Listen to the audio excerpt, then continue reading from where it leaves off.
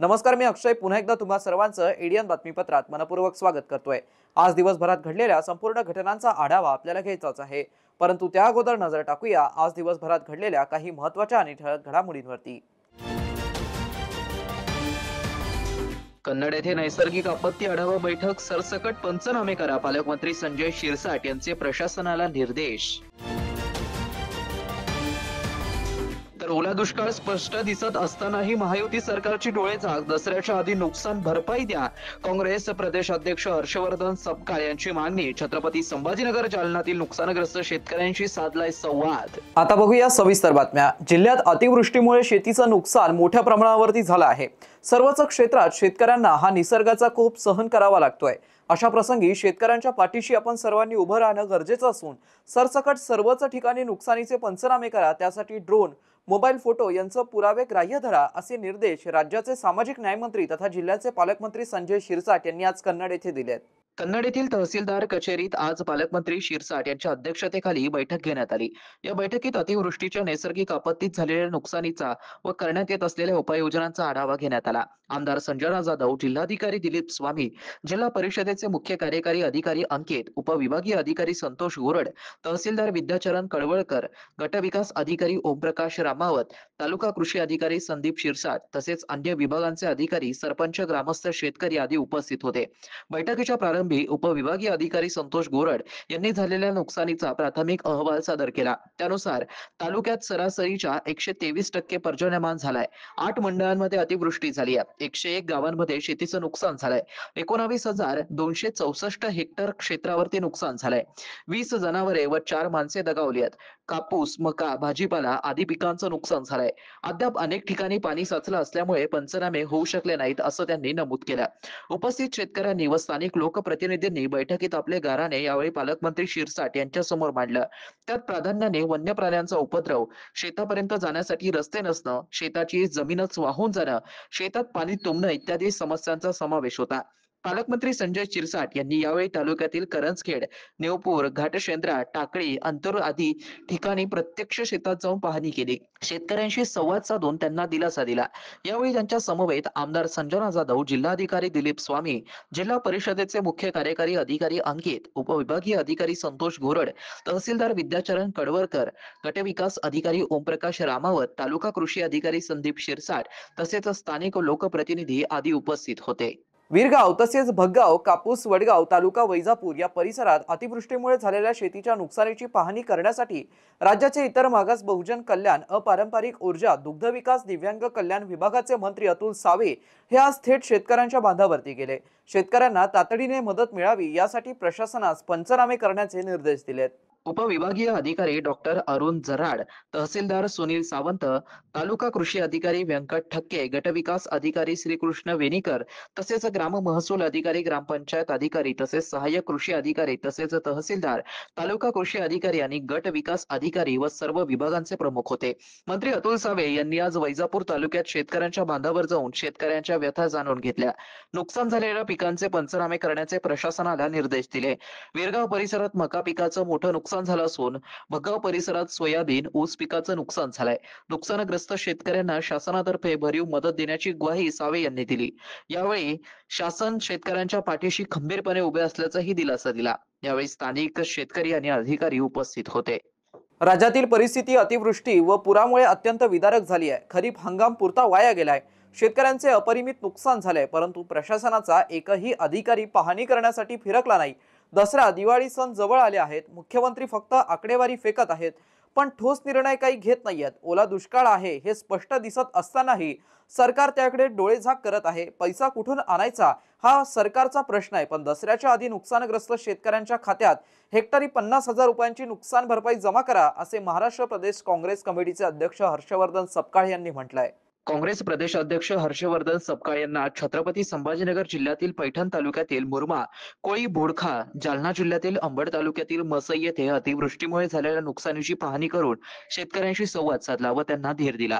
यावेळी त्यांच्यासोबत खासदार डॉक्टर कल्याण काळे, छत्रपती संभाजीनगर जिल्हा काँग्रेस कमिटीचे अध्यक्ष किरण पाटील डोणगावकर, जालना जिल्हाध्यक्ष राजाभाऊ देशमुख, प्रदेश काँग्रेसचे वरिष्ठ उपाध्यक्ष राजेंद्र राख यांच्यासह काँग्रेस पदाधिकारी उपस्थित होते।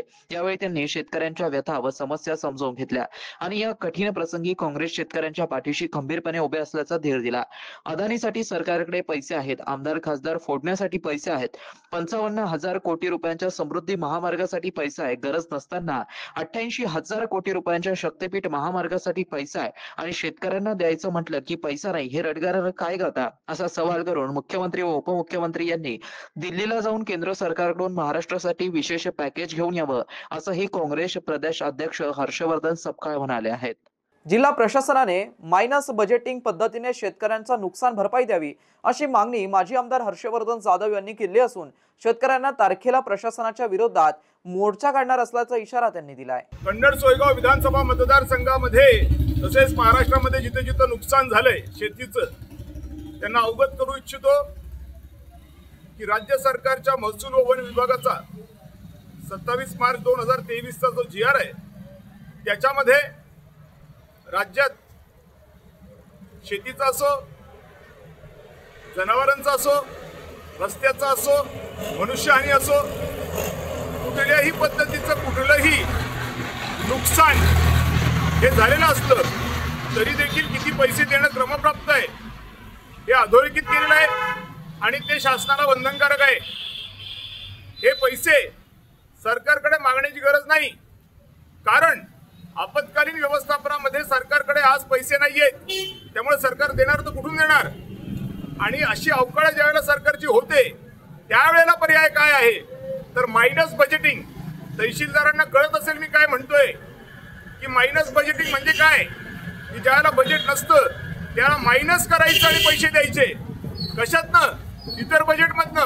आपोआप तो अधिकार आहे नैसर्गिक आपत्ती व्यवस्थापनामधला जो तहसीलदारांना प्राप्त आहे, जिल्हाधिकाऱ्यांना प्राप्त आहे।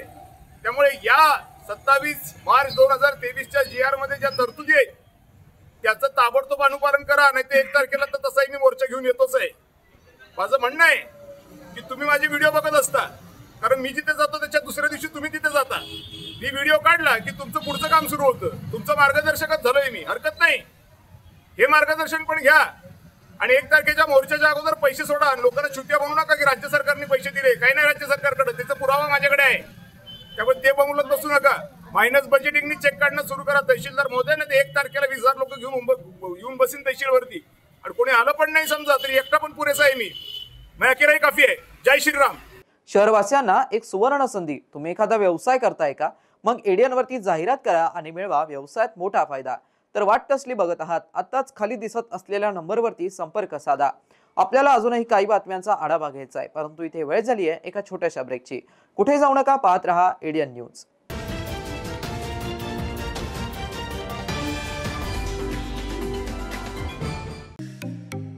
अभिजित शिंदे आणि सरला शिंदे प्रस्तुत आलाप द रिअल म्युझिक पीपल घेऊन येत आहे काव्य रसिकांसाठी संगीताची अविस्मरणीय मैफिल।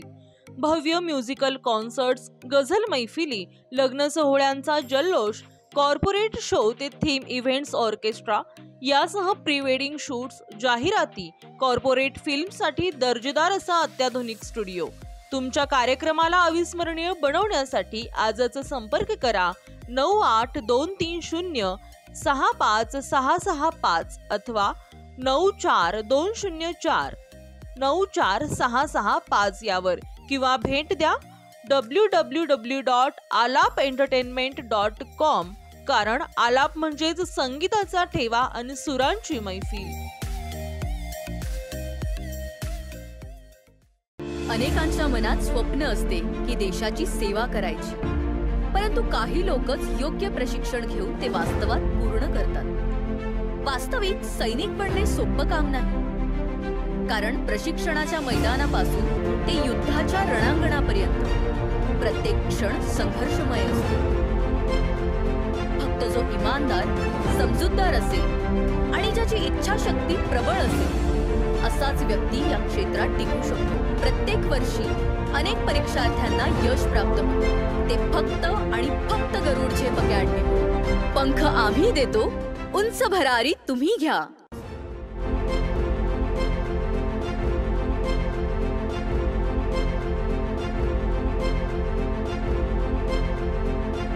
शिक्षण असो किंवा नोकरी, कुठल्याही कामानिमित्त छत्रपती संभाजीनगर येथे येत असाल तर तुमच्या घरगुती जेवणाची चिंता आता मिटली.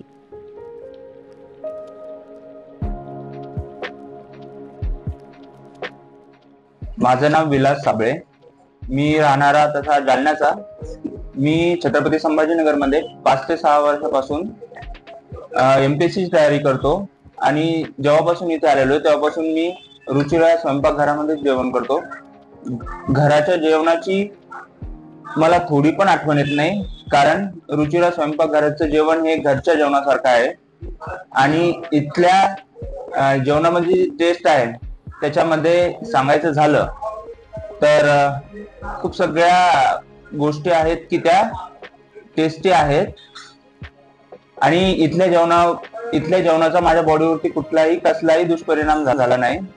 आणि सेकंड थिंग म्हणजे इथे हायजीन आणि फूड टेस्ट खूप छान प्रकारचे आहे.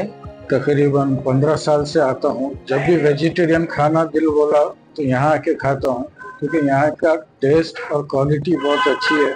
और ये लोग जो सामान इस्तेमाल करते हैं पकाने के लिए एकदम क्वालिटी वाला सामान रहता है और यहाँ पे साफ सफाई भी काफ़ी रहती है और टेस्ट भी अच्छा रहता है. और स्पेशली मैं तो बोलूँगा यहाँ का जो जवारी की रोटी और बेसन जो क्या बोलते पिठला भाकरी एंड दैट थिंग बैगन का भरता जो रहता है वो काफ़ी टेस्टी है. और दूसरा जो है ये आलू पराठा, मेथी paratha, puran poli, they are good in taste, very fine and I am satisfied with.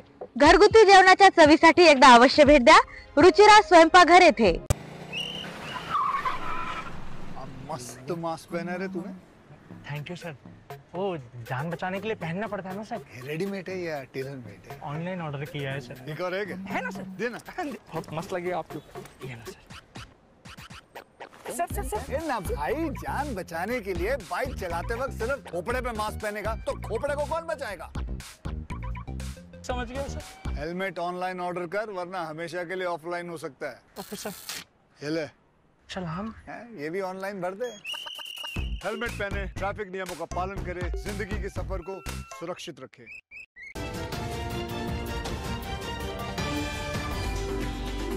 Break नंतर पुन्हा एकदा स्वागत. आपण बघत आहात एडियन बातमीपत्र. औद्योगिक वसाहत वाळूज परिसरातील प्रताप चौक येथे मंगळवारी रात्री 8:30च्या सुमारास सिनेस्टाईल हल्ला करत तिघा चौकांनी मिळून एका युवकावरती चाकूने वार केला. यावेळी आरोपींनी फायरिंग करण्याचा प्रयत्न केला असता पिस्तुलातील मॅगझिन खाली पडल्याने त्याला फायर करता आलं नाही. तर घटनेनंतर हल्लेखोरांना गुन्हे शाखेकडून अटक करण्यात आली आहे.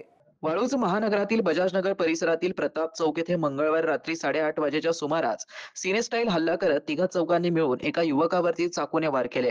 यावेळी आरोपींनी फायरिंग करण्याचा प्रयत्न केला असता पिस्तुलातील मॅगझिन खाली पडल्याने पुढचा अनर्थ टळला.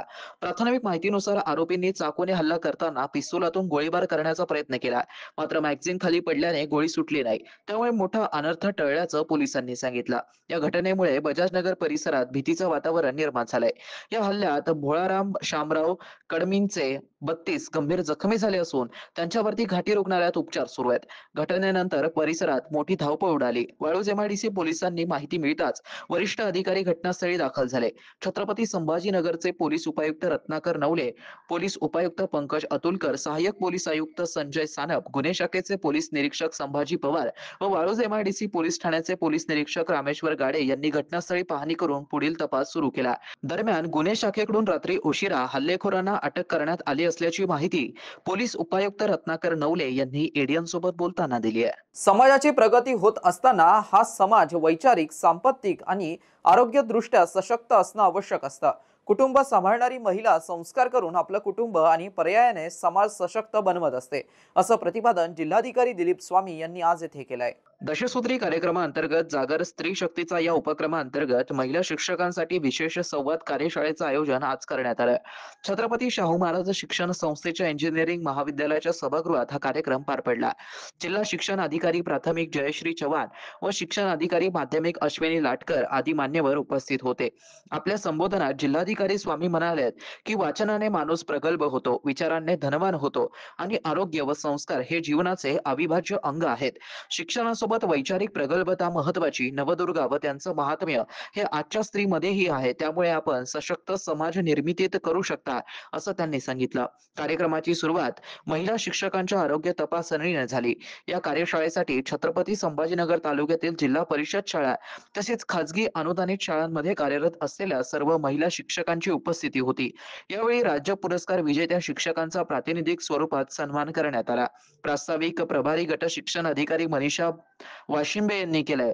सूत्रसंचालन विस्तार अधिकारी कल्पना पदकोंडे यांनी केलं. आभार प्रदर्शन विस्तार अधिकारी धनराज कांबळे यांनी केलं. 25 सप्टेंबर 2025 एक दिवस एक तास एक साथ या केंद्र सरकार व राज्य सरकारच्या उपक्रमाअंतर्गत छत्रपती संभाजीनगर महानगरपालिकेने शहरातील सर्व मनपा शाळा तसेच खाजगी शाळांमध्ये हा उपक्रम मोठ्या प्रमाणात राबवला. जवळपास 100 पेक्षा जास्त शाळा तसेच महापालिका क्षेत्रीय कार्यालय परिसर इत्यादी ठिकाणी हे स्वच्छता अभियान घेण्यात आलंय. या उपक्रमाचा मुख्य कार्यक्रमाची सुरुवात नारेगाव मनपा उर्दू व मराठी शाळा येथे स्वच्छता अभियान घेऊन करण्यात आली. यावेळी शाळा व शाळेचा आजूबाजूचा परिसर स्वच्छ करण्यात आला. तसेच शहरातील इतर मनपा शाळांमध्ये चालू असलेल्या कामांना उपायुक्तांनी विशेष भेटी दिल्या.